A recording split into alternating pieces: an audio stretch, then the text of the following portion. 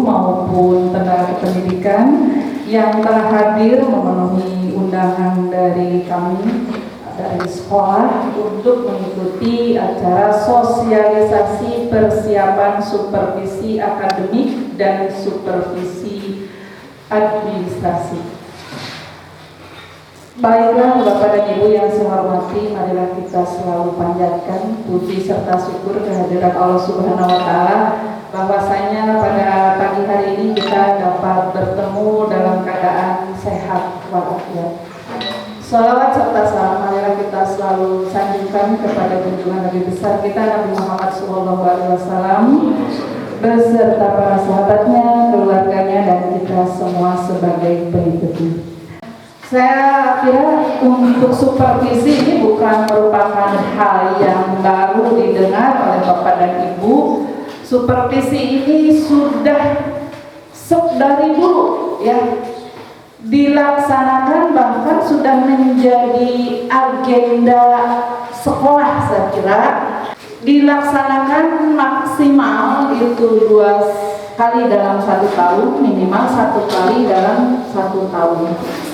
Supervisi itu diadakan oleh sekolah untuk membantu kami dari sekolah, bukan untuk mencari kelemahan Bapak dan Ibu, bukan ya, tapi untuk membantu Bapak dan Ibu apabila Bapak dan Ibu mendapatkan kesulitan dalam proses kegiatan belajar mengajar. Jadi kalau seandainya Bapak dan Ibu sudah mengajarnya, sudah merasa sudah bagus, sesuai, ya tidak usah dibantu saya kira. Tetapi yang namanya manusia pasti ada kekurangannya. Yang akan saya dahulukan tentunya supervisi akademik. Bapak dan Ibu yang saya hormati, kita sebagai seorang guru itu kan harus memiliki berapa kompetensi? 4. Kompetensi sosial, kompetensi kepribadian, kompetensi pedagogik, dan profesional. Kalau anak kita apa tuh peserta didik? Harus memiliki berapa kompetensi kalau peserta didik?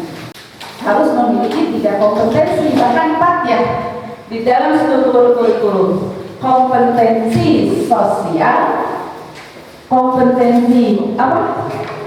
Spiritual, kompetensi pengetahuan, dan kompetensi keterampilan. Saya sendiri pun sebagai kepala sekolah harus memiliki 5 kompetensi. Ya, kompetensi saya harus memiliki kompetensi manajerial. Bagaimana saya memilih sekolah ini agar sekolah ini sekolah yang memiliki prestasi, sekolah yang menjadikan peserta didik dan guru beserta tenaga pendidikan betah untuk tinggal di sekolah mengajar dalam hal ini. Ya, bagaimana caranya saya memilih agar sekolah ini bisa berlangsung kegiatan pembelajaran dengan baik? Ya, kompetensi yang harus dimiliki oleh saya. Kompetensi apa lagi yang harus dimiliki oleh saya? Kompetensi manajerial tadi, kompetensi diantaranya kompetensi supervisi. Saya juga yang akan menjadi supervisor, tentunya saya harus memiliki dulu saya kompetensinya apa sih yang harus dimiliki, sehingga pada saat saya melaksanakan supervisi terhadap Bapak dan Ibu, saya sudah tahu. Ibaratnya Bapak dan Ibu mengadakan ulangan, kan Ibu harus punya kunci jawabannya ya. Nah itu baru seperti ini. Kompetensi kewirausahaan, kompetensi sosial, kompetensi kepribadian, itu yang harus dimiliki oleh saya. Bapak dan Ibu yang saya hormati, dalam Bapak dan Ibu guru dalam melaksanakan pembelajaran, tentunya keempat kompetensi tadi harus dilaksanakan. Sosial, kemudian kepribadian, kemudian pedagogi, profesional. Dalam memberikan pembelajaran, diawali dengan di situ Bapak dan Ibu mengimplementasikan kompetensi sosial. Bapak dan Ibu mengabsen dulu kan ketika Bapak dan Ibu mengajar. Bapak dan Ibu harus mengecek dulu peserta didik itu lengkap atau tidak. Kalau tidak lengkap, alasannya apa? Sakitkah, izinkah, atau apa? Sekarang apa itu kompetensi pedagogi? Ya, di antaranya Bapak dan Ibu harus pandai membuat rencana pelaksanaan pembelajaran. Bapak dan Ibu harus mampu membuat kalender pendidikan yang dari provinsi diimplementasikan di sekolah kita. Bapak dan Ibu harus mampu KD-KD yang ada di dalam struktur kurikulum itu akan diberikan berapa kalikah, berapa pertemuankah, kemudian bagaimana Bapak dan Ibu itu membuat kisi-kisi soal, membuat soal, itu termasuk ke dalam kompetensi pedagogi. Ya, tuh. Nah, itu kompetensi secara saya yakin sebenarnya Bapak dan Ibu itu mengetahui semua. Cuma saya mungkin barangkali mengingatkan saja karena kita akan melaksanakan supervisi akademik, maka saya mengulang kembali ingatan Bapak dan Ibu kompetensi yang harus dimiliki oleh seorang pendidik, dan itu harus diimplementasikan pada saat Bapak dan Ibu berada di lingkungan sekolah maupun di luar. Mungkin karena ini supervisinya secara daring, karena kondisi yang menuntut kita untuk pelaksanaan baik itu pembelajaran maupun supervisi, maka akan dilaksanakan secara daring. Nanti panitia akan membuat jadwal kapan akan dilaksanakan supervisi akademik ini. Bapak dan Ibu mohon untuk dipersiapkan, karena tadi setelah saya berbicara dengan Makassar kurikulum dengan berbagai alasan bagaimana caranya, mengapa kita mengambil nanti penayangan videonya lewat YouTube. Tapi katanya karena dengan YouTube itu bisa dibuka kapanpun, ketika pada hari itu anak tidak memiliki pulsa, maka bisa dibuka di lain waktu. Itu seperti itu kelebihan dengan menggunakan YouTube.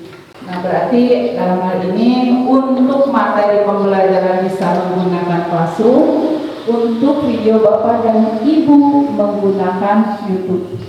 Di absen, karena absen misalkan sudah bersumber wali kelas yang bertanggung jawab, yang disampalah Bapak dan Ibu bawa absen juga.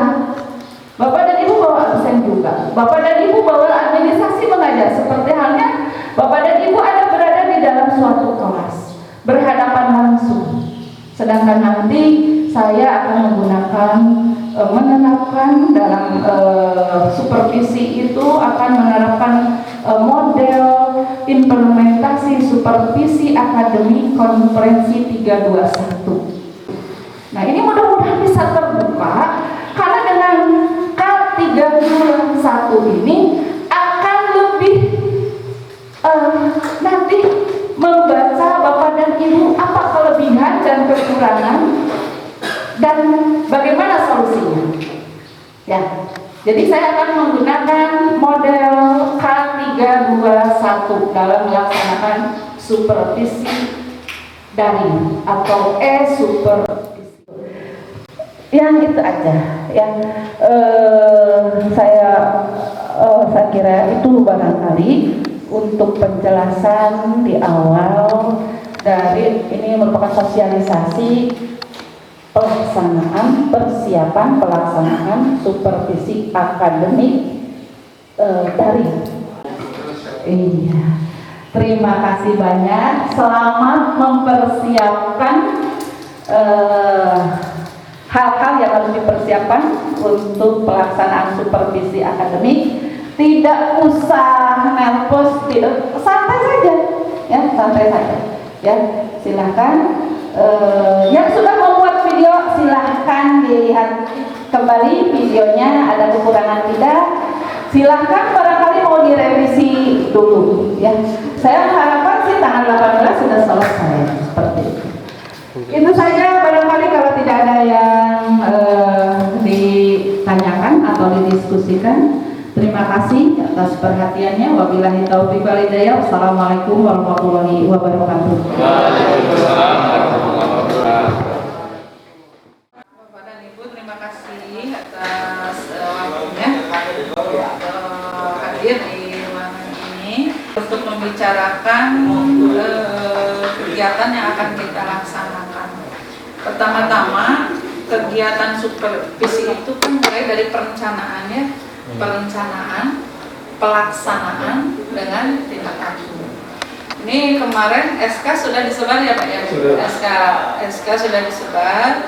Mohon Bapak dan Ibu untuk bekerja sesuai dengan job desk yang sudah ada di sana. Nah, untuk perencanaan di sini harus dibuat secara terjadwal ya Pak? Iya, sudah dibuat terjadwalnya juga. Iya, nanti di yang pertama kan kita sudah melaksanakan sosialisasi ya kepada guru-guru bahwa kita akan melaksanakan supervisi.